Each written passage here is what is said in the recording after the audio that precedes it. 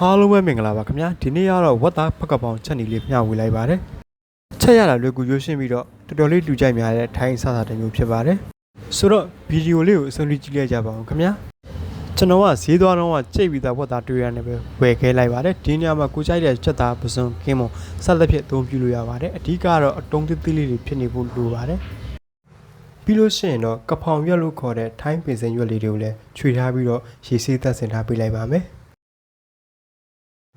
ပြီးရင်တော့ပဲတောက်ရှည်လေးတွေကိုလည်းလက်တစ်စက်လောက်အနေထားလေးတွေလှီးထားပေးလိုက်ပါမယ်ခင်ဗျာကိုမကြိုက်ဘူးဆိုလို့ရှိရင်လည်းမထည့်လို့ရပါတယ်ပြီးသွားလို့ရှိရင်တော့ကြက်သွန်ဖြူနဲ့ငရုတ်သီးအနေကိုလည်းနှုတ်ဆင်ထားပေးလိုက်ပါမယ်ခင်ဗျာအကယ်၍ငရုတ်ဆုံရှိလို့ရှိရင်လည်းထောင်းလို့ရပါတယ်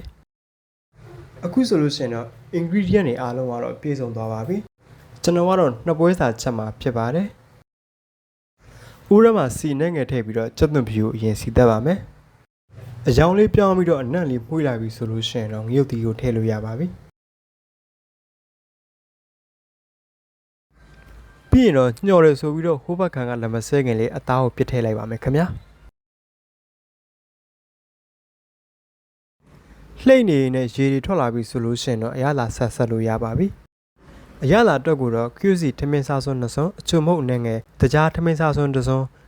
ဘင်းငယ်ပြားရဲ့အကြီးထမင်းစားစွန်း2စွန်းနဲ့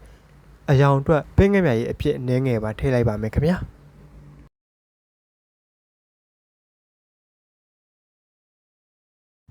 အသားတွေနူးကန်နေလာပြီဆိုလို့ရှိရင်တော့ပဲတောက်ရှည်ကိုပါထည့်လိုက်ပါမယ်ခင်ဗျာ